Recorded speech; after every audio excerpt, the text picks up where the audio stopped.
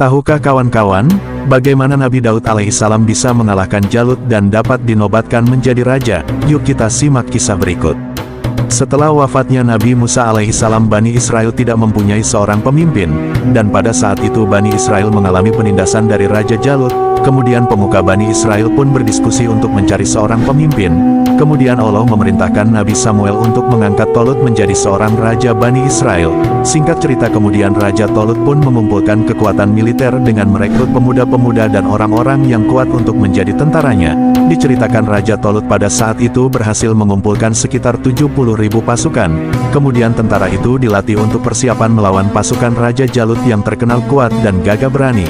Kemudian pada saat perekrutan berlangsung, dengan perintah ayahnya Nabi Daud beserta kakaknya pun ikut serta dalam pasukan Raja Tolut. Singkat cerita, kemudian kedua kubu Raja Tolut dan Jalut pun saling berhadapan. Saat itu banyak dari pasukan tentara Tolut ketakutan karena melihat musuh mereka berbadan besar dan kuat dan mempunyai peralatan yang lengkap.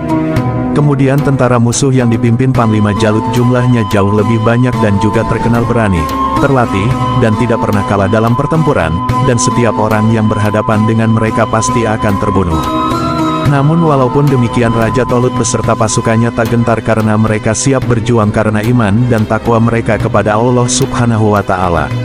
Allah berfirman dalam surah Al-Baqarah ayat 249, orang-orang yang meyakini bahwa mereka akan menemui Allah berkata, berapa banyak terjadi golongan yang sedikit dapat mengalahkan golongan yang banyak dengan izin Allah, dan Allah beserta orang-orang yang sabar.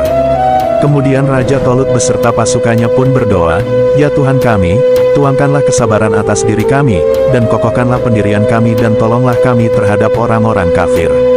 Kemudian peperangan pun terjadi. Saat itu Nabi Daud berhadapan dengan Jalut sang raksasa. Perlu kita ketahui Jalut memiliki tubuh tinggi besar seperti raksasa, yang mustahil untuk dikalahkan seorang diri. Namun demikian dengan berani, Nabi Daud yang masih remaja, maju dengan yakin dan siap untuk mengalahkan Jalut. Dengan hanya bermodalkan batu dan ketapel, Allah membuat angin yang membawa batu dari ketapel Nabi Daud mengenai kepala Jalut, sehingga dengan izin Allah Jalut sang raksasa kuat pun terjatuh dan tewas di tangan Nabi Daud alaihissalam.